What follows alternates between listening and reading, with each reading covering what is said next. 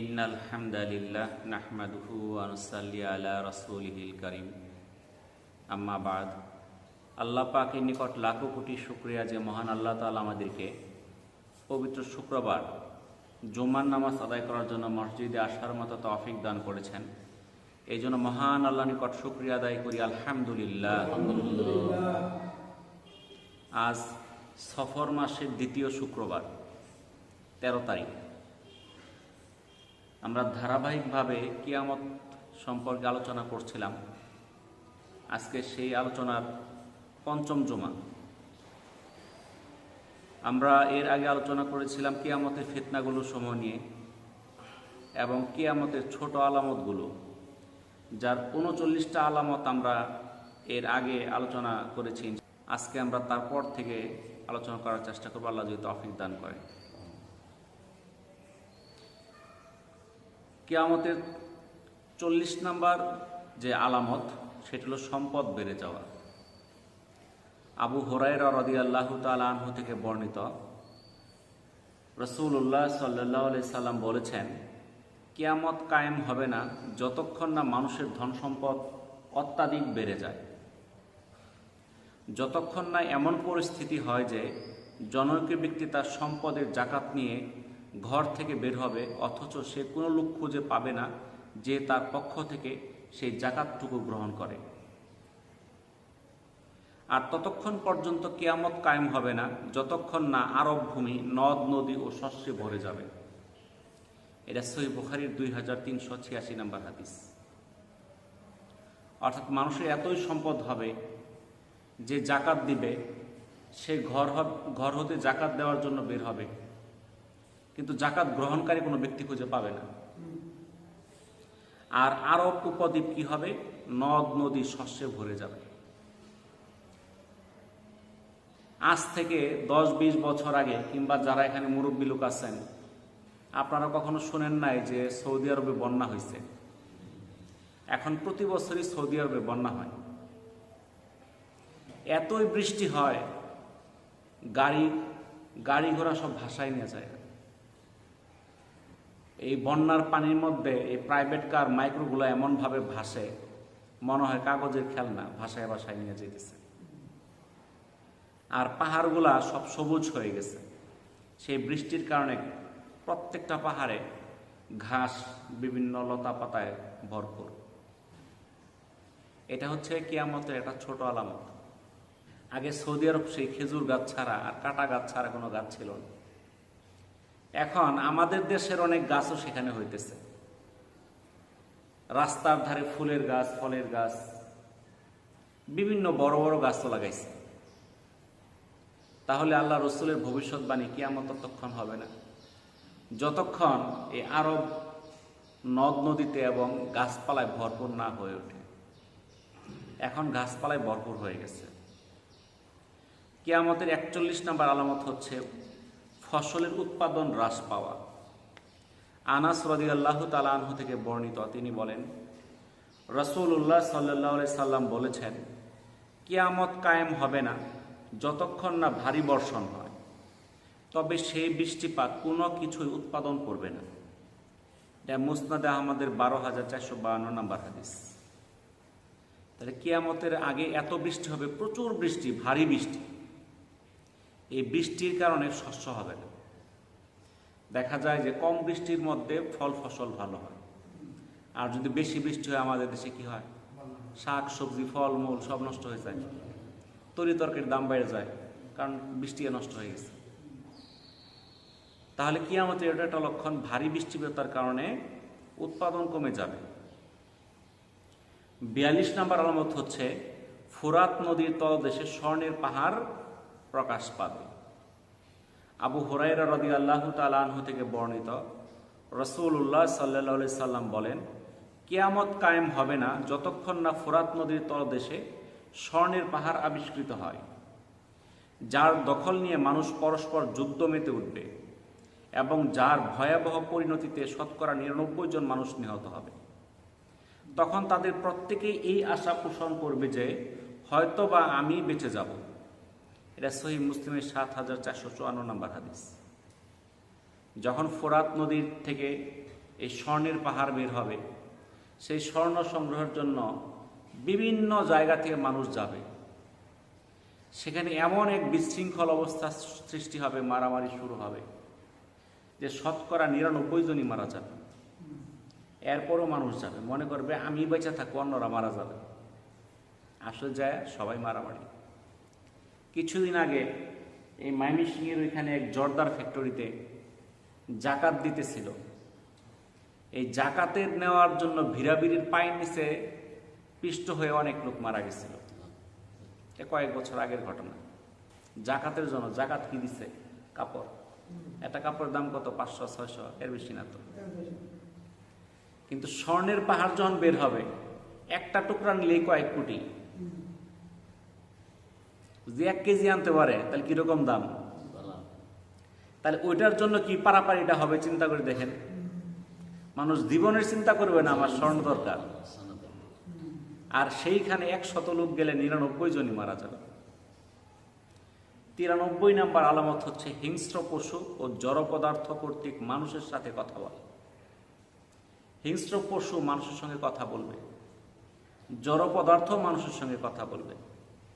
আবু সাঈদ খুদরি রাদিয়াল্লাহু তাআলা আনহু থেকে বর্ণিত, তিনি বলেন, রাসূলুল্লাহ সাল্লাল্লাহু আলাইহি সাল্লাম বলেছেন, সেই সত্তার কসম যার হাতে আমার জীবন, লোকটি সত্য কথা বলেছে, কিয়ামত কায়েম হবে না যতক্ষণ না হিংস্র পশু মানুষের সাথে কথা বলে। কোনো ব্যক্তির ছড়ির মাথা এবং জুতার ফিতা তার সাথে কথা বলবে, এবং কোনো ব্যক্তির উরু বলে দেবে তার স্ত্রী তার অনুপস্থিতিতে কি করেছে। এটা মুসনাদে আহমদের 11,809 নম্বর হাদিস। কিয়ামতের 44 নম্বর আলামত হচ্ছে নিজের মৃত্যু কামনা করা। আবু হুরায়রা রাদিয়াল্লাহু তাআলা আনহু থেকে বর্ণিত, রাসূলুল্লাহ সাল্লাল্লাহু আলাইহি সাল্লাম বলেছেন, কিয়ামত কায়েম হবে না যতক্ষণ না কোনো ব্যক্তি অন্যের কবরের পাশ দিয়ে যেতেই বলে উঠবে, আমি যদি তার জায়গায় হতাম। এটা মুয়াত্তা মালিকের 572 নম্বর হাদিস। অর্থাৎ একটা মানুষ যখন কবরের কাছ দিয়ে যাবে, তখন সে বলবে, আমি যদি ওই জায়গায় থাকতাম তাহলে তো ভালো হতো। কারণ দুনিয়াটায় টিকে থাকা এত কষ্টকর হবে, এত বিপজ্জনক হবে, ওর চেয়ে মনে হবে মরে গেলেই ভালো হতো, এরকম মনে হবে। সেরকম একটা পরিস্থিতি পৃথিবীর মধ্যে আইসা পড়বে। 45 নম্বর আলামত হচ্ছে রোমিওদের সাথে মুসলিমদের যুদ্ধ। নাফি ইবনে উতবা রাদিয়াল্লাহু তাআলা আনহু থেকে বর্ণিত, তিনি বলেন, আমি রাসূলুল্লাহ সাল্লাল্লাহু আলাইহি সাল্লাম থেকে 4টি কথা আয়ত্ত করলাম এবং তা আমার হাত দ্বারাই গণনা করলাম। তিনি বললেন, তোমরা জাজিরাতুল আরবে যুদ্ধ করবে, আল্লাহ তা বিজিত করে দিবেন। অতঃপর পারস্যবাসীদের সঙ্গে লড়াই করবে, আল্লাহ তাও তোমাদের আয়ত্তে এনে দিবেন। এরপর রোমিওদের সঙ্গে লড়াই করবে, আল্লাহ তাআলা এতেও তোমাদের বিজয় দান করবেন। পরিশেষে তোমরা দাজ্জালের সঙ্গে লড়াই করবে, এখানেও আল্লাহ তাআলা তোমাদেরকে বিজয়ী করবেন। বর্ণনাকারী নাফি রাদিয়াল্লাহু তাআলা বলেন, হে জাবির, আমাদের মনে হয় রোম বিজয়ের পর দাজ্জালের আগমন ঘটবে। এটা সহিহ মুসলিমের 7466 নম্বর হাদিস। দাজ্জালের আগমনটা একটা বড় আলামত, কিয়ামতের বড় আলামত। কিন্তু তার আগে ছোট আলামতগুলো যে আছে, এর মধ্যে একটা হবে রোমিওদের সঙ্গে যুদ্ধ হবে, রোমবাসীর সঙ্গে যুদ্ধ হবে, সেই যুদ্ধে মুসলমানদের বিজয় হবে। আমরা অনেকেই বিভিন্ন ভবিষ্যৎবাণী করে, অমুক তারিখে কিয়ামত হয়ে যাবে। কিন্তু আল্লাহ রাসূল যে বাণীগুলো বলে গেছে, যে লক্ষণগুলো বলে দিছে, সেই লক্ষণ প্রকাশ পাওয়ার আগে কিয়ামত হবে না। যতই ভবিষ্যৎবাণী কেউ করুক, লাভ নাই। জোর করে কেউ কিয়ামত আনতে পারবে না। আল্লাহ রাসূলের প্রত্যেকটা আলামত প্রকাশিত হবে, তারপরে কিয়ামত হবে। 46 নম্বর আলামত হচ্ছে ইহুদীদের সঙ্গে যুদ্ধ। আবু হুরায়রা রাদিয়াল্লাহু তাআলা আনহু থেকে বর্ণিত, রাসূলুল্লাহ সাল্লাল্লাহু আলাইহি সাল্লাম বলেন, ততক্ষণ পর্যন্ত কিয়ামত সংঘটিত হবে না যতক্ষণ পর্যন্ত মুসলিমদের সাথে ইহুদীদের যুদ্ধ না হয়। অতঃপর মুসলমানগণ তাদেরকে হত্যা করবে। এমনকি ইহুদীরা কোনো পাথর বা গাছের পিছনে লুকিয়ে থাকবে, আর তখন সেই পাথর গাছ বলে উঠবে, হে মুসলিম, হে আল্লাহর বান্দা, এই তো ইয়াহুদি আমার পিছনে লুকিয়ে আছে, আসো তাকে হত্যা করো। কিন্তু গারকাত গাছ দেখিয়ে দিবে না, কারণ সে ইয়াহুদিদের সহায়তাকারী গাছ। এটা সহিহ মুসলিমের 7523 নম্বর হাদিস। এই যে ইহুদিদের সঙ্গে যুদ্ধ হইতেছে, যুদ্ধ তো চলতেই আছে, যুদ্ধ তো বন্ধ হচ্ছে না, যুদ্ধ চলতেছে, চলতেই থাকবে। এই যুদ্ধে মুসলমানদেরই বিজয় হবে, কিন্তু ধৈর্য ধরতে হবে। আল্লাহ রসুলের ঘোষণা বলে গেছে, এই যুদ্ধে বিজয় কার হবে? মুসলমানদের হবে। এমন এক সময় হবে ইহুদিরা পাথরের পিছনে লুকাবে, গাছের পিছনে লুকাবে, সেই গাছ পাথর কথা বলবে, বলবে আমার পিছনে ইহুদি লুকায় আছে, তাকে হত্যা করবে। কিন্তু একটা মাত্র গাছ, যার নাম গারকাত, সে কথা বলবে না। আর ইহুদিরা আজকে সেই ফিলিস্তিনে, ইসরায়েলে শুধু গারকাত গাছ লাগাইতেছে। কিয়ামতের 47 নম্বর আবির্ভাব হইল জনৈক কাতহানির আবির্ভাব। আবু হুরায়রা রাদিয়াল্লাহু তাআলা আনহু থেকে বর্ণিত, রাসূলুল্লাহ সাল্লাল্লাহু আলাইহি সাল্লাম বলেন, যতক্ষণ পর্যন্ত কাতহান সম্প্রদায় থেকে এমন এক ব্যক্তির আগমন না ঘটবে যে স্বীয় লাঠি দ্বারা মানুষকে তাড়িয়ে দেবেন, ততক্ষণ পর্যন্ত কিয়ামত সংঘটিত হবে না। এটা সহিহ বুখারীর 3517 নম্বর হাদিস। তাহলে কাতহান সম্প্রদায় থেকে এক ব্যক্তি আসবে যে লাঠি দিয়ে মানুষকে তাড়াইতে থাকবে, তখন বোঝা যাবে কিয়ামত অত্যন্ত সন্নিকটে। কিয়ামতের 48 নম্বর আলামত, মদিনা তার খারাপ লোকদেরকে বের করে দিবে। আবু হুরায়রা রাদিয়াল্লাহু তাআলা আনহু থেকে বর্ণিত, রাসূল কারীম সাল্লাল্লাহু আলাইহি সাল্লাম বলেছেন, মদিনার লোকদের উপর এমন এক সময় আসবে যখন কোনো তার ব্যক্তি চাচাতো ভাইকে এবং নিকটাত্মীয়কে ডেকে বলবে, আসো কোনো উর্বর এলাকায় গিয়ে বসতি স্থাপন করি, আসো কোনো শস্য শ্যামল এলাকায় গিয়ে বাস করি। কিন্তু মদিনাই তাদের জন্য উত্তম যদি তা তারা জানত। সেই সত্তার শপথ যার হাতে আমার প্রাণ, যদি কোনো ব্যক্তি মদিনার উপর বিরক্ত হয়ে চলে যায়, তবে আল্লাহ তাআলা তার চেয়ে উত্তম ব্যক্তি দ্বারা সেই স্থান স্থলাভিষিক্ত করবেন। সাবধান, মদিনা হচ্ছে হাপড় তুল্য, যা নিজের মধ্য থেকে নিকৃষ্ট ময়লা বের করে দেয়। কিয়ামত সংগঠিত হবে না যতক্ষণ না মদিনা তার বুক থেকে নিকৃষ্ট লোকদেরকে বের করে দিবে, যেমন হাপড় লোহার ময়লা দূর করে দেয়। এটা সহিহ মুসলিমের 3418 নম্বর হাদিস। অর্থাৎ মদিনার থেকে কেউ কেউ মনে করবে আমরা এখান থেকে চলে যাই, অন্য জায়গায় গেলে ব্যবসা বাণিজ্য ভালো, কৃষিক্ষেত খামার ভালো, ইনকাম ভালো হবে, ওইদিকে চলে যাই। এই মানুষগুলো যখন চলে যাবে, তখন তাদের চেয়ে উৎকৃষ্ট লোক দ্বারা আল্লাহ তাআলা মদিনাকে ভরপুর করে দিবে। মদিনা এমন একটা জায়গা যেখানে নিকৃষ্ট লোকের কোনো জায়গা হবে না, তারা সেখানে থাকতে পারবে না, ভালো লোকগুলোই সেখানে অবস্থান করবে। কিয়ামতের 49 নম্বর আলামত হচ্ছে এমন এক বায়ু যা সকল মুমিন মৃত্যুবরণ করবে। আব্দুল্লাহ ইবনে আমর রাদিয়াল্লাহু তাআলা আনহু থেকে বর্ণিত, রাসূলুল্লাহ সাল্লাল্লাহু আলাইহি সাল্লাম বলেন, আমার উম্মতের মধ্যে দাজ্জালের আবির্ভাব হবে এবং সে 40 দিন অবস্থান করবে। আমি জানি না 40 দিন নাকি 40 মাস না 40 বছর। এই সময় আল্লাহ তাআলা মরিয়মের পুত্র ঈসা আলাইহিস সালামকে প্রেরণ করবেন। তার আকৃতি হবে ওয়ারওয়া ইবনে মাসউদ রাদিয়াল্লাহু তাআলা আনহুর ন্যায়। তিনি দাজ্জালকে সন্ধান করে তাকে ধ্বংস করে দিবেন। তারপর 7টি বছর লোকেরা এমনভাবে অতিবাহিত করবে যেন দুই ব্যক্তির মধ্যে কোনো শত্রুতা থাকবে না। তখন আল্লাহ তাআলা সিরিয়ার দিক থেকে শীতল হাওয়া প্রবাহিত করবেন, যার ফলে যার হৃদয়ে কল্যাণ বা ঈমান থাকবে, এই ধরনের কোনো লোকই দুনিয়াতে আর বেঁচে থাকবে না, বরং এই ধরনের প্রত্যেকের জান আল্লাহ তাআলা কবজ করে নেবেন। এমনকি তোমাদের কোনো লোক যদি ওই পর্বতের গভীরে গিয়ে আত্মগোপন করে, সেখানেও বাতাস তার কাছে গিয়ে পৌঁছাবে এবং তার জান কবজ হবে। এটা সহিহ মুসলিমের 7568 নম্বর হাদিস। তাহলে কিয়ামত যখন হবে, তখন আল্লাহ তাআলা কোনো মুমিন, নেককার, পরহেজগার ব্যক্তি পৃথিবীতে রাখবেন না। কারণ কিয়ামতের দৃশ্যটা এতই ভয়াবহ, এতই কঠিন, তার মুমিন বান্দাগুলোর, আল্লাহর প্রিয় বান্দাগুলোকে সেই কঠিন অবস্থা দেখাবেন না। এমন একটা বাতাস প্রবাহিত করবেন, সেই বাতাসটা সেই সকল মুমিনের কাছে যাবে, আর যাওয়ার সাথে সাথে সমগ্র পৃথিবীর সকল মুমিন মারা যাবে। আমরা তো হাদিস জানি, এই পৃথিবীতে একটা আল্লাহওয়ালা থাকা পর্যন্ত কিয়ামত হবে না। তখন মনে করে এখন তো পৃথিবীতে কোটি কোটি মানুষ আছে আল্লাহওয়ালা, আল্লাহকে ডাকে, তাহলে কিয়ামত কেমনে হবে?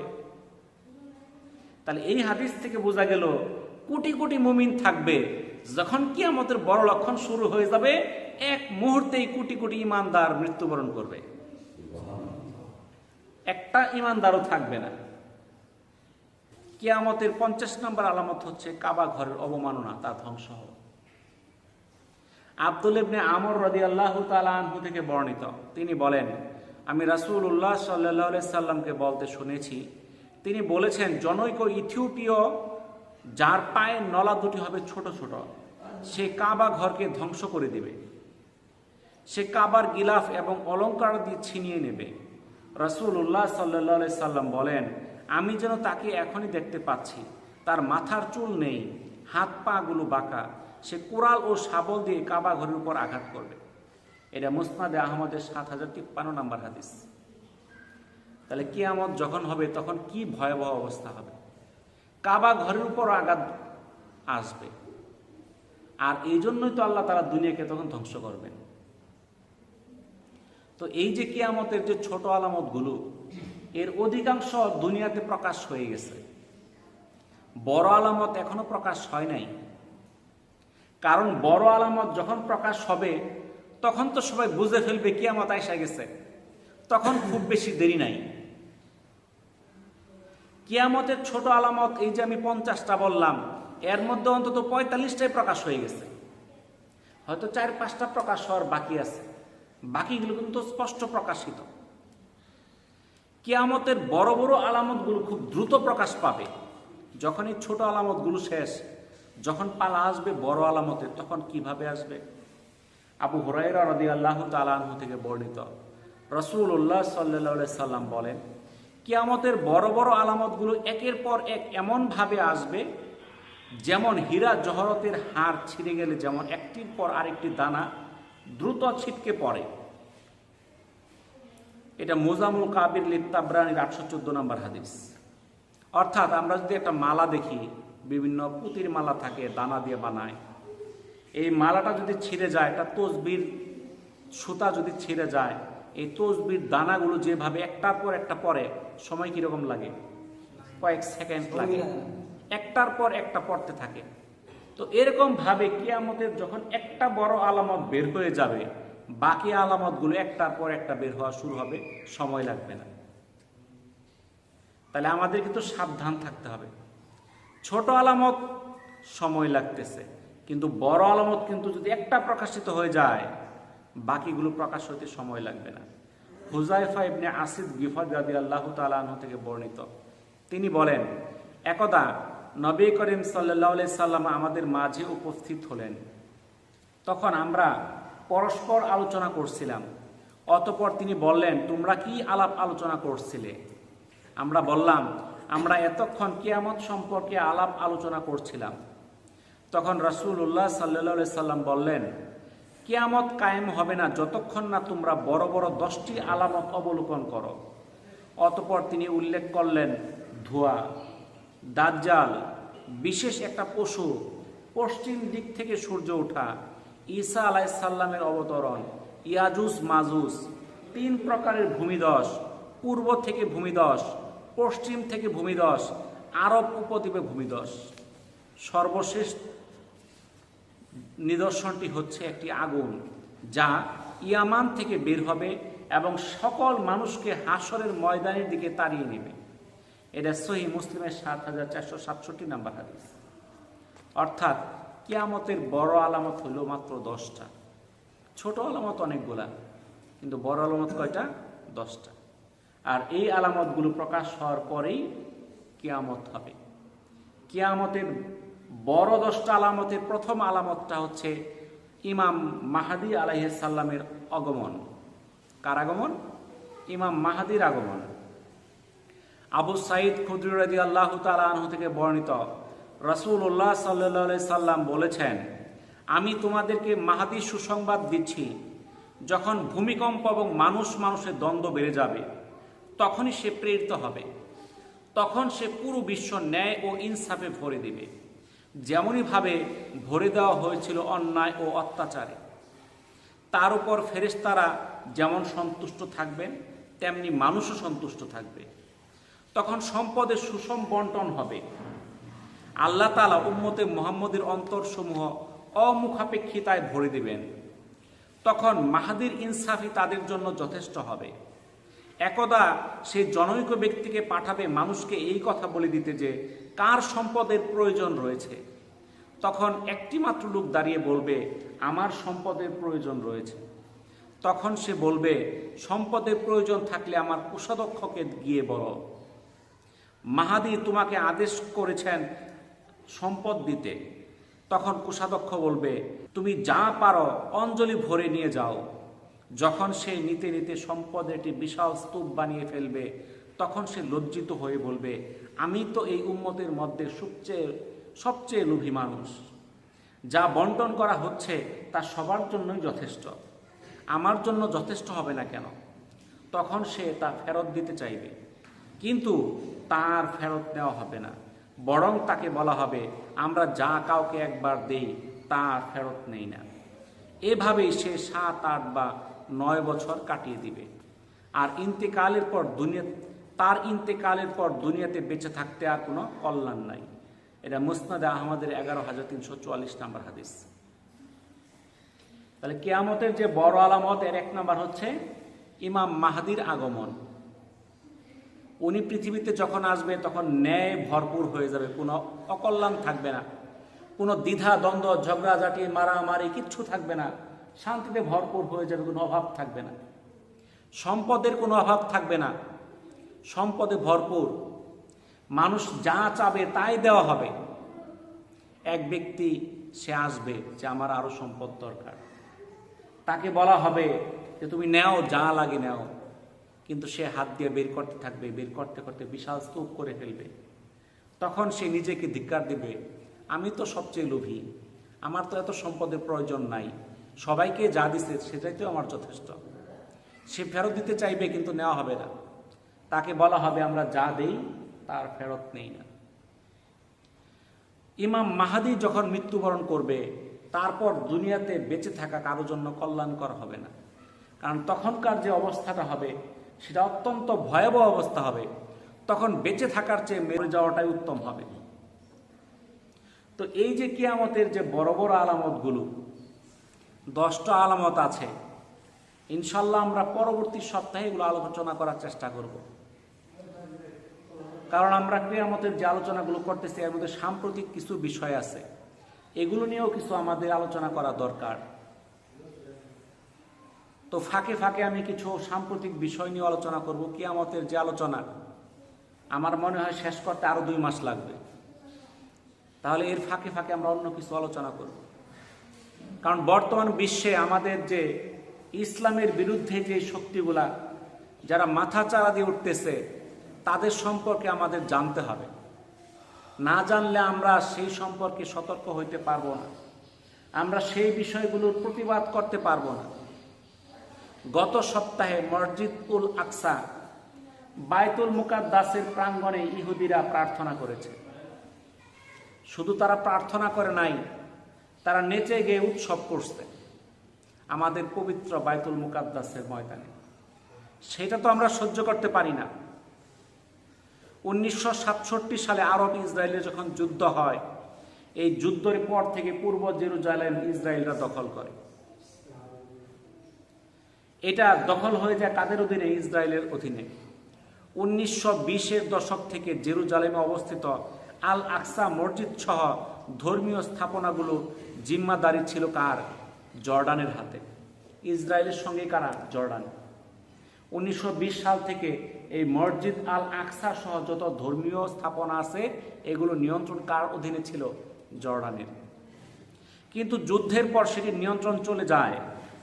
তারপর 1994 সালে একটা শান্তি চুক্তি হয়, আজ থেকে 30-31 বছর আগে। সেই শান্তি চুক্তিতে নির্ধারিত হয় সেই পবিত্র ধর্মীয় স্থাপনাগুলো জর্ডানের নিয়ন্ত্রণে থাকবে। ইসরায়েল তাদের হাতে বুঝায় দেয়। কিন্তু এটা বুঝায় দেওয়ার পরও আজ 2025 সন, আজ সেই বায়তুল মুকাদ্দাস, আমাদের ইসলামের তৃতীয়তম পবিত্র স্থান, মক্কা মদিনার পরে যে স্থান, সেই স্থানে ইহুদিরা যায় প্রার্থনা করতেছে, তারা নাচতেছে, তারা গান গাইতেছে। এটা আমরা সহ্য করতে পারি। একজন মুসলমান হিসেবে এর তীব্র নিন্দা আমরা জ্ঞাপন করি। এই নিষেধাজ্ঞা অমান্য করে ইসরায়েলের যারা কট্টরপন্থী নেতা এবং জাতীয় নিরাপত্তা মন্ত্রী ইতামার বেন-গভির, সে বায়তুল মুকাদ্দাস চত্বরে প্রকাশ্যে প্রার্থনা করেছেন। তারা পুলিশি প্রহরায় উচ্চ স্বরে ইহুদি রীতি অনুযায়ী তারা প্রার্থনা করেছে। ইসরায়েলের প্রধানমন্ত্রী বেনিয়ামিন নেতানিয়াহুর সরকার মন্ত্রী হওয়ার পর সেখানে অন্তত 11 বার তারা সেই বায়তুল মুকাদ্দাস চত্বরে প্রবেশ করেছে, যেটা আমাদের মুসলমানদের জায়গা। এদিকে বেশ কয়েকজন কট্টরপন্থী নেতা তারা সেখানে একটা সিনাগন তৈরি করতে চাইতেছে। সেই বায়তুল মুকাদ্দাস প্রাঙ্গণে কি তৈরি করতে চায়? সিনাগন, মানে ওদের মন্দির। সেখানে তারা তা প্রার্থনা করবে, সেটা তারা তৈরি করতে চায়। এটাকে আমরা মুসলমান তৈরি হইতে দিতে পারি? আজকে দেখেন ফিলিস্তিনি মানুষের উপর যে অত্যাচার নির্যাতন করা হইতেছে, তারা ইচ্ছা করলেই তো সেই গাজা থেকে চলে যেতে পারত, তারা মিশরে চলে যেতে পারত, তারা জর্ডানে যেতে পারত, বিশ্বের যে কোনো দেশে যাইতে পারত। কিন্তু তারা সেখানে খায়া না খায়া টিকা আছে কেন? কারণ তাদের সেখানে পবিত্র ভূমি আছে, বায়তুল মুকাদ্দাস। তারা সেটা ছাড়া যাবে না। তাদের জীবনের মূল্য নাই, তাদের মূল্য হলো সেই বায়তুল মুকাদ্দাসে। তারা একবেলা খাইতে পারতেছে না, 3 দিন 5 দিন 7 দিন যাইতেছে। গত বৃহস্পতিবার খাবারের আশায় একটা ছোট্ট ছেলে 12 কিলোমিটার হাইটা সে খাবারের কাছে গেছে। তার নাম হলো আমির। সেখানে যাওয়ার পর সে খাবার সংগ্রহ করছে। সে খাবার সংগ্রহ করে যখন ফিরে আসে, তার উপর ইসরায়েল বাহিনী গুলি করে এবং সে মারা যায়। সেই খাবারটা সে খাইতে পারে না। সেখানে 60,000-এর উপরে মানুষকে তারা হত্যা করেছে। কয়েক লক্ষ মানুষকে তারা বিকলাঙ্গ করেছে, হাত নাই পাও নাই, এই অবস্থা তাদের করে দিয়েছে। তাদের ঘর বাড়িগুলো তাদের ভাঙ্গা চুরমার ধূলিসাৎ করে দিচ্ছে। খাদ্যের অভাবে 200-র উপর লোক বিনা খাদ্যে, মানে খাদ্যের অভাবে মারা গেছে। গুলি করে মারা গেল, এটাও তো এক জিনিস, গুলি করতে মারা গেছে। আর খাদ্যের অভাবে মারা যাওয়া, এটা কত কষ্টের ব্যাপার, এটা আমরা বুঝতে পারবো না। গত সপ্তাহে পত্রিকায় আসছে একটা লোকের ওজন ছিল 75 কেজি, আর যখন সে মারা গেছে তার ওজন হয়েছে 25 কেজি। তার শরীরে হাড় ছাড়ার কিছু নাই। আর যারা মারা যাইতেছে এদের অধিকাংশই শিশু। কারণ বড় মানুষ যারা, তারা হয়তো কিছু না কিছু খাওয়ার চেষ্টা করতেছে, গাছের লতা পাতা খায়ও বাঁচার চেষ্টা করতেছে, কিন্তু একটা বাচ্চা তো ঘাস লতা পাতা খাইতে পারে না। তাদের মায়ের বুকের মধ্যে দুধ নাই, কি খাবে? তাদের কোনো পণ্য সামগ্রী নাই যে বাচ্চাটাকে খাওয়াবে। বাচ্চাগুলো কোলে থাইকে কঙ্কালের মতো হয়ে মারা যাইতেছে মায়ের চোখের সামনে। মা কি করে সহ্য করে?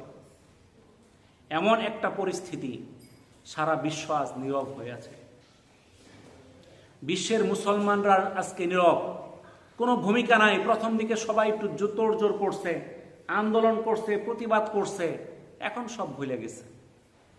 এই যে মানুষগুলোকে হত্যা করতেছে, এই যে বিনা খাদ্যে বিনা আশ্রয়ে তাদেরকে নির্মমভাবে যে হত্যা করতেছে, এর জন্য আমরা এই যে আরব বিশ্ব, সৌদি আরব সহ মধ্যপ্রাচ্যের যে দেশগুলো আছে, তারা শুধু নিন্দা জ্ঞাপন করেই বসে আছে। এর কোনো প্রতিক্রিয়া প্রতিবাদ তারা কিছুই করতেছে না। গতকালকেও ট্রাম্প কি করছে? সেই মধ্যপ্রাচ্যের দেশগুলোর কাছে সাহায্য চাইছে। কি সাহায্য? তোমরা ইসরায়েলকে স্বীকৃতি দাও। এই গত মাসেও আমেরিকার সঙ্গে চুক্তি করেছে সৌদি আরব $1 ট্রিলিয়ন। তাহলে এই যে মুসলমান জাতি, যাদের সামনে আরেকটা মুসলমান খাদ্যের অভাবে মারা যাচ্ছে, বুলেটের আঘাতে মারা যাচ্ছে, আর তাদের সম্পর্ক বন্ধুত্ব সেই ইহুদিদের সাথে, তো এমন একটা পরিস্থিতিতে আমাদের মুসলমানদের করণীয় আছে। আমাদের সামর্থ্য অনুযায়ী প্রতিবাদ করতে হবে। আমাদের প্রতিবাদ করার সামর্থ্য যদি না থাকে, অন্তর থেকে দোয়া করতে হবে, সেই ফিলিস্তিনবাসীর জন্য, যে আল্লাহ তাআলা যেন তাদেরকে বিজয় দান করে। আর যেই ইহুদিরা মুসলমানদের উপর অত্যাচার নির্যাতন চালাইতেছে তাদেরকে যেন আল্লাহ পরাজিত করে, সেই জন্য আমাদের দোয়া করতে হবে। আমাদের সচেতন হইতে হবে। আমাদের বাস্তব যে প্রেক্ষাপটগুলো, এই সম্বন্ধে আমাদের অনেক কিছু বোঝার জানার বাকি আছে। আমরা বর্তমান প্রেক্ষাপটে অনেক কিছু করতেছি, অনেক কিছুই আমরা জানি না, অনেক কিছুই বুঝি না, যেগুলো আমাদের জানা দরকার, মানা দরকার। বিভিন্ন কুসংস্কারে আমরা জড়াই পড়তেছি, আমরা অপসংস্কৃতিতে জড়াই পড়তেছি। বর্তমানে একটা অপসংস্কৃতি হইল জানাজার ময়দানে বক্তব্য দেওয়া। এইটা একটা কুসংস্কার শুরু হয়েছে। জানাজার ময়দান না তো সেটা একটা বক্তব্যের মঞ্চ। আধা ঘন্টা 1 ঘন্টা বক্তব্য চলে, মনে হয় যে মুখে বক্তব্য না দিলে তার জানাজা কবুল হবে না, এমন একটা পর্যায়ে চলে আসছে। আর যায় এমন কথা বলতেছে, সে তো কথা বলতেই জানে না, সে জানাজায় আবার কি বক্তব্য দেয়। তার তো আগে জানাজা বক্তব্য দেওয়া শিখতে হবে, তারপরে জানাজায় বক্তব্য দিতে হবে। অনেক সবার কথা তো একটাই থাকে, যা বলে যে অমুককে আল্লাহ তাআলা জান্নাতের সর্বশ্রেষ্ঠ জায়গা দান করুন। আল্লাহ তাআলা মানুষের জন্য জান্নাতের যে জায়গাগুলো আছে, এই মানুষের জন্য দোয়া করার বিধানও আল্লাহ তাআলা কিন্তু শিখাই দিছে। আল্লাহ রাসূল বলছে, যখন তোমরা কারো জন্য জান্নাত কামনা করো, তখন তার জন্য দোয়া কামনা করো জান্নাতুল ফিরদাউস। কি কামনা করতে হবে? অমুক ব্যক্তিকে আল্লাহ তাআলা জান্নাতুল ফিরদাউস নসিব করো, এটা বলবো আমরা। কিন্তু যায় বলে কি সর্বশ্রেষ্ঠ স্থান তারে দাও। তাহলে আল্লাহ রাসূলের জায়গা কোথায়? জানা নাই তো কি বলে দোয়া করবেন, এটাও তো জানেন না, আবার বক্তব্য দেন কেন তাহলে? আর বক্তব্যের মধ্যে এই সকল জিনিসগুলো সরাইতে হবে। এগুলো শুরু করেন এলাকা ভিত্তিক শুরু করেন। জানাজায় কোনো ব্যক্তি কথা বলবে না, জানাজায় কথা বলবে 2টা শ্রেণীর লোক। এর মধ্যে একটা আছে, যারা আলেম সমাজ আছে, তারা মানুষকে নসিহতের উদ্দেশ্যে কথা বলবে। কিসের উদ্দেশ্যে? নসিহতের উদ্দেশ্যে। যারা জীবিত আছে তাদেরকে উদ্দেশ্য করে, যে মরে গেছে তার জন্য তার কথা নাই, তারে বললে সে শুনবে, আমল করতে পারবে। যারা জীবিত আছে তাদেরকে নসিহত করবে। কতক্ষণ বলবে? যতক্ষণ কাতারটা সোজা হইতে লাগে। দেখা গেল যে কাতারটা সোজা করতে 5-10 মিনিট লাগে, তাহলে এই 5-10 মিনিটই, এমন না সে আধা ঘন্টা আগে মানুষকে দাঁড়া করায় রেখে বয়ান শুরু করবে, দরকার নাই। আধা ঘন্টা যিনি জায়গায় দাঁড়ায় থাকা অনেক কষ্টের ব্যাপার। অনেক বয়স্ক মানুষ যায়, অনেক মাজুর মানুষ যায়, যাদেরকে আধা ঘন্টা দাঁড়াই করা রাখা হয়, তাকে কষ্ট দেওয়া হয়।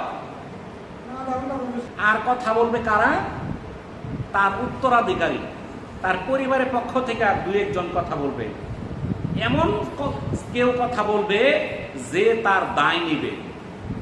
তার প্রথম কথা থাকবে ওই মৃত ব্যক্তির যত ভুল ভ্রান্তি আছে তার জন্য ক্ষমা চাওয়া, তার পক্ষ থেকে মাপ চাওয়া, এবং যদি তার কোনো ঋণ থাকে সেই ঋণ তার গোছা নেওয়া। কিন্তু আজকালকে দেখা যায়, যখন ব্যক্তি মারা যায় তার সন্তান আইসা বলে আমার বাবা মারা গেছে, তাকে মাফ করে দিবেন। যদি কোনো ঋণ দেনা থাকে, আমি আছি, আমার ভাই আছে, চাচা আছে, জ্যাঠা আছে, বোন আছে, খালা আছে, খালু আছে, এই বইলা শেষ করে ফেলে। ওই মৃত ব্যক্তির উত্তরাধিকার কি ওর ভাই নাকি? উত্তরাধিকার তো সন্তান। তাহলে সে ভাইয়ের কথা বলে কেন? এর মানে সে টাকা দিবে না, সে তাল বাহানা করলো, এটা ছলচাতুরি করলো, আরো 5 জনের দেখায় বুঝাইলো আমি টাকা দিব না। বুঝতে পারছেন? এটা হলো লক্ষণ, সে টাকা দিবে না। তার উত্তরাধিকারী বলবে তার যত ঋণ আছে সেটা আজকে থেকে আমার, তার দায়িত্ব আমার, সেটা আমি পরিশোধ করব। যদি এটা বলে, ওই মৃত ব্যক্তি আল্লাহ তাআলা ঋণ থেকে তাকে মুক্ত করে দিবে। আর যদি কোনো ব্যক্তি দায় না নেয়, তাহলে সেই ঋণের ভার কিন্তু তার কাছেই থাকবে। সে যে ওই যে 10 জনের উপরে চাপাই দিল, 10 জন তো তার সম্পদের মালিক না। যখন একটা মানুষের সম্পদ থাকে, একটা মানুষ মারা যায়, তার যে সম্পদগুলো, এই সম্পদগুলো যখন বন্টন করা হয়, সবার আগে বন্টন হবে তার ঋণ। এই ঋণটা বন্টন করার পরে তারপরে তার সম্পদগুলো তার ওয়ারিশানরা ভাগ করে নেবে। কিন্তু আজকে দেখা যায় আমরা সম্পদ ঠিকই ভাগ করি, তার ঋণকে আমরা দিতে চাই না। আমরা জিজ্ঞাসা করি না কার কাছে দিব, কার কাছে দিব। তাহলে আমাদের দায়িত্ব হইল, যদি আমাদের কোনো নিকটাত্মীয় মারা যায়, তার যে বৈধ উত্তরাধিকার আছে সে আইসা দায়িত্ব নিবে। কি দায়িত্ব? আমি তার ঋণ পরিশোধ করব। আপনি সময় নেন, 2 মাস 4 মাস আপনার সামর্থ্য অনুযায়ী সময় নেন, সময় নিয়ে আপনি টাকাটা দেন। এমন না ওই মুহূর্তেই দিতে হবে, তার আপনি তাকে বুঝায় শোনায় আপনি যেভাবে পারেন তার ঋণটা পরিশোধ করে নেন। হাতে ধরে পারেন, পায়ে ধরে পারেন, আপনি মওকুফ করায়া আপনি ঋণ মুক্ত করেন। এটা হলো তার সন্তানের দায়িত্ব। কিন্তু আজকে আমরা সেই দায়িত্বগুলো পালন করি না। আপনি এলাকার থেকে শুরু করেন, যে আমরা এই মহল্লার থেকে শুরু করলাম, এই মহল্লায় ইমাম সাহেব আর তার উত্তরাধিকার ছাড়া আর কেউ বক্তব্য দিবে না। আধা ঘন্টা কাউকে দাঁড়ায় রাখা হবে না। আমরা এক একটা এলাকায় শুরু করি। এই বিদাতি পন্থা থেকে আমরা দূরে আসি। কারণ কি জানেন? যেখানে একটা বিদাত শুরু হবে সেখান থেকে একটা নেক কাজ চলে যাবে। কিভাবে? আজকে যখন আধা ঘন্টা আলোচনা হয়, আধা ঘন্টা দাঁড়ায় থাকতে থাকতে কোমরের মধ্যে ব্যথা শুরু হয়ে যায়। যারা বয়স্ক মানুষ তাদের তো হয়ই। আমি দাঁড়ায় থাকতে পারি না, 10-15 মিনিট দাঁড়ায় থাকতে পারি না। আমার বয়স তো আর 50-60 হয়েছে না। এমনি দাঁড়ায় থাকা যায়, কিন্তু কাতারে সোজা হয়ে দাঁড়ায় থাকাটা কিন্তু 10-15 মিনিট হলে ব্যথা শুরু হয়ে যায়। তখন বই সাথে তো মাইস বই পড়ছে, ঠিক আছে না? তখন বাধ্য হয়ে দাঁড়ায় থাকতে হয়। এই যে আমরা দাঁড়া করে রাখি, এটা আমরা বন্ধ করে দিই। এতে কি হবে? এই যে দাঁড়ায় থাকা হয়, এতে মানুষের কষ্ট হয়। তখন জানাজার সালাম ফিরানির সঙ্গে সঙ্গে জার্জির বাড়িতে চলে যায়, কারণ তার শরীরটা ব্যথা হয়ে গেছে। এখন সে মাটি দিতে যাবে, এই সময় নাই। কিন্তু আল্লাহ রসুল বলছেন যে জানাজায় অংশগ্রহণ করলো সে 1 কিরাত সওয়াব পাবে, আর যে দাফন কার্যে অংশগ্রহণ করলো সেও 1 কিরাত সওয়াব পাবে। তাহলে যারা চলে গেল তারা কিন্তু সেই সওয়াবটা পাইল না। তাহলে আমরা যদি আধা ঘন্টা দাঁড়া না করাইয়া, আমরা 5 মিনিট 7 মিনিট আগে দাঁড়া করাইয়া আমরা জানাজাটা শেষ করে ফেলতাম, তাহলে মানুষগুলো কিন্তু মাটি বেশি দিত। যেই লোকগুলো চলে যেত ওর মধ্যে একটা অংশ থাকতো মাটি দেওয়ার জন্য। কি সত্য কিনা বলেন? তাহলে আমরা যদি এই কাজটা চালু করি তাহলে ভালো না মন্দ? আমরা যে জানাজার ময়দানে বক্তব্য দেই, অনেক জায়গায় বক্তব্য হয় উনি এমন এক দলের কর্মী ছিলেন, উনি ছাড়া এই দলটা অচল, কিংবা উনি দলের জন্য অনেক কিছু করছেন, যে মারা গেছে ওর আবার দল কিসের? তত দেখি ওর কোনো দল আছে? ওর কোনো আওয়ামী লীগ, বিএনপি, জামাত এগুলো আছে নাকি? তার তো কোনো দলের পরিচয় হওয়ার কথা না,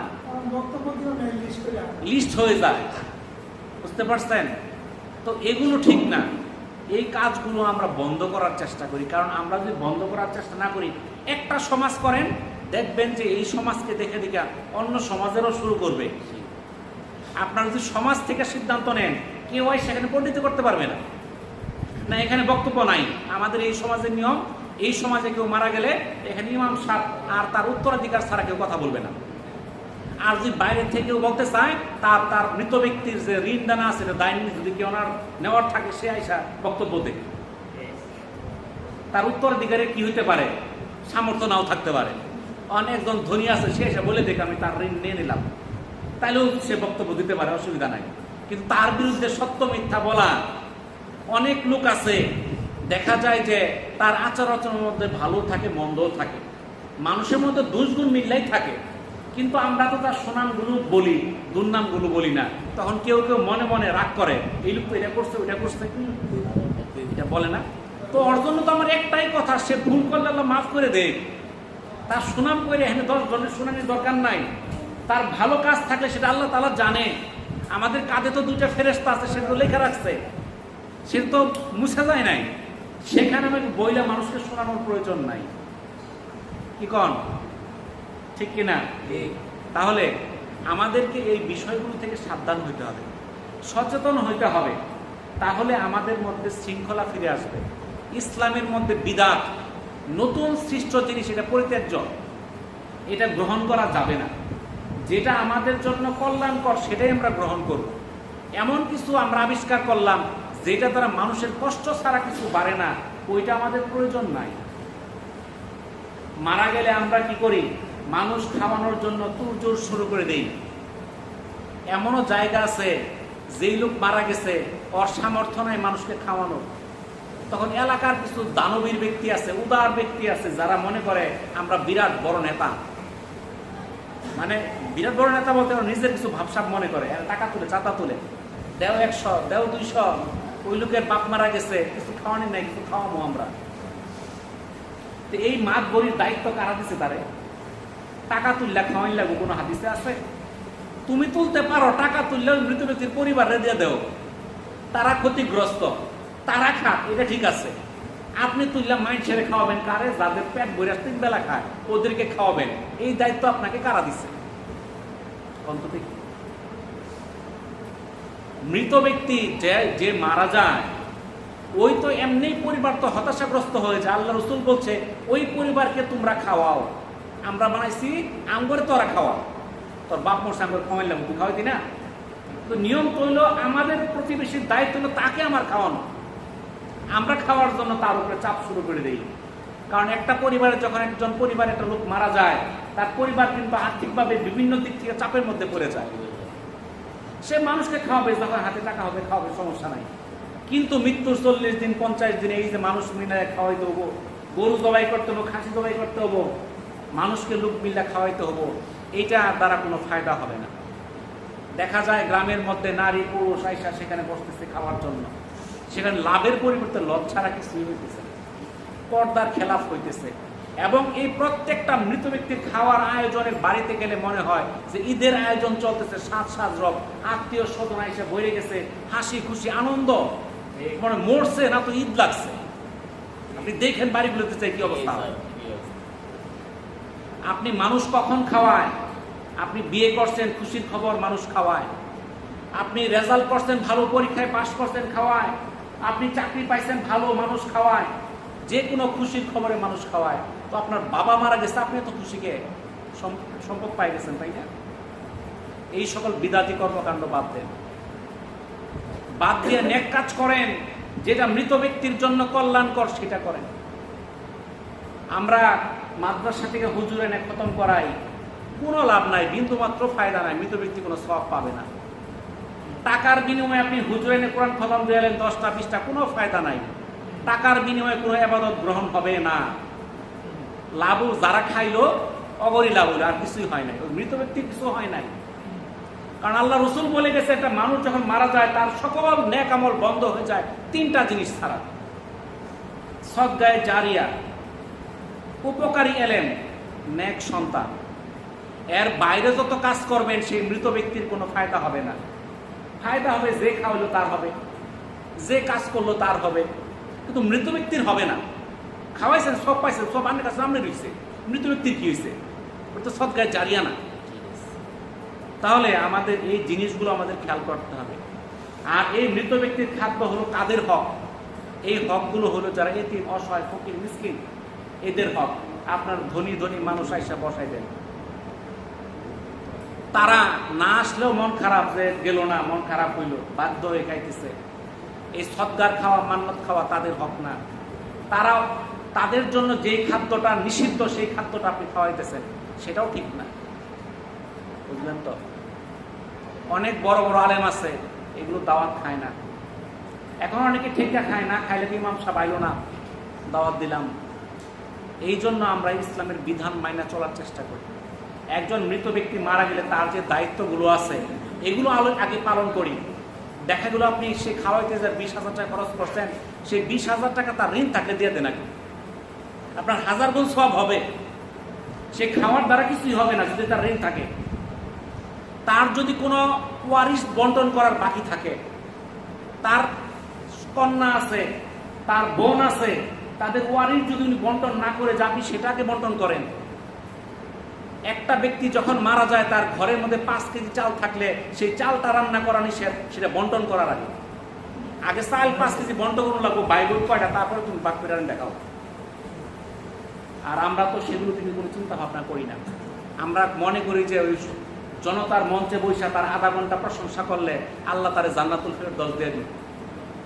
তো আল্লাহ তাআলা আমাদেরকে বুঝার তৌফিক দান করুন। ওয়া আখিরু দাওয়ানা আনিল হামদুলিল্লাহি রাব্বিল আলামিন। আসসালামু আলাইকুম ওয়া রাহমাতুল্লাহি ওয়া বারাকাতুহু।